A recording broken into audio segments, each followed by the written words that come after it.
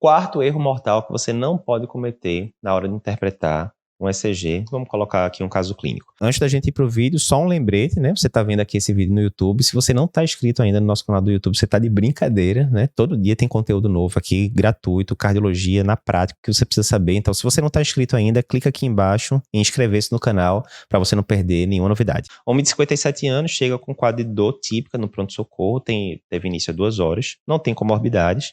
E o que você vai fazer frente ao eletro que eu vou mostrar na sequência, considerando que você está no hospital do interior e que o centro mais próximo que tem CAT, né, hemodinâmica 24 horas, está a 3 horas de distância.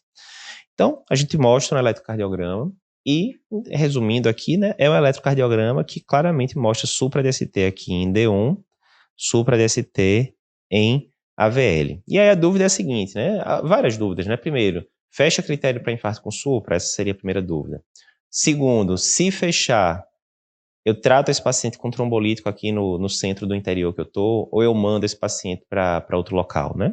Seriam essas dúvidas. A gente perguntou no evento que a gente fez qual seria a conduta que o pessoal tomaria, e com mais de 600 respostas, tranquilo, 50% do pessoal colocou a resposta certa, que é trombolizar o paciente. Isso quer dizer, né, que, grosso modo, os outros 50% escolheram a conduta errada, né? Alguns disseram que era melhor seriar o eletro para definir a conduta, outros disseram que iam esperar a troponina para decidir o que iam fazer com o paciente, outros disseram que iam pedir a opinião do cardiologista, que muitas vezes não vai estar, né, à disposição lá para lhe ajudar, e por aí vai. Então, a conduta certa, e todo médico tem que saber fazer isso, é diagnosticar o infarto com supra com segurança, com rapidez, sem medo, e na sequência deflagrar a conduta adequada. Lembrando que a maioria dos infartos com supra, eles são atendidos inicialmente por médicos não cardiologistas, né? Por médicos generalistas e tal. Então, todo médico, né, formou-se, ele tem que saber diagnosticar e trombolizar o infarto com supra, que é, né, as síndromes coronarianas agudas são a principal causa de morte no mundo. Então, né, é a principal causa de morte no mundo.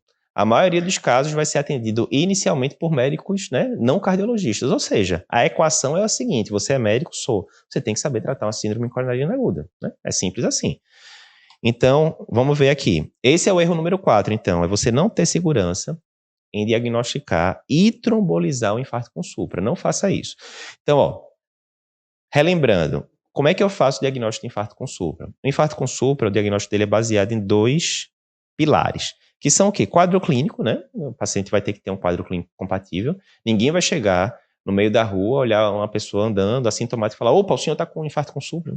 Enfim, o paciente tem que ter alguma sintomatologia. É obrigatório que a sintomatologia do paciente seja a dor torácica clássica, né, que leva todo mundo a pensar em síndrome coronariana aguda. Não, essa é a sintomatologia mais comum, né?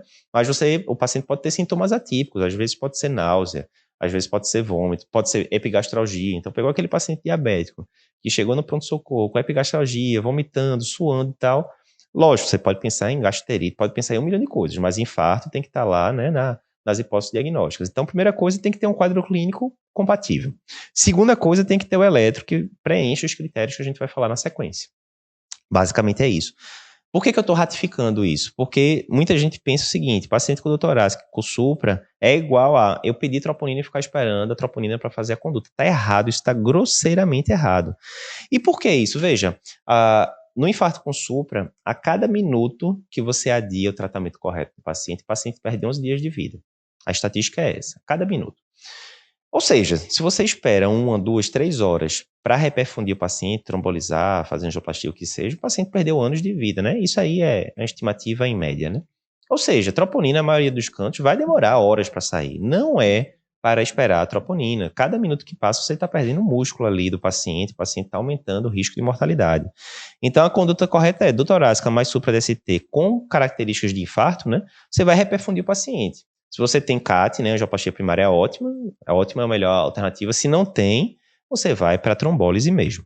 Quais são os critérios no eletro para você diagnosticar um infarto com supra, né? Então, basicamente, você vai ter que ter um supra de maior ou igual a 1 milímetro em 2 ou mais derivações contíguas, né? Derivações contíguas seriam o que aqui, por exemplo? D2, D3 e AVF são contíguas, a V1, V2 e V3 são contíguas, e assim por diante. A gente discute isso em mais detalhes em outros vídeos, né? Então tá aqui.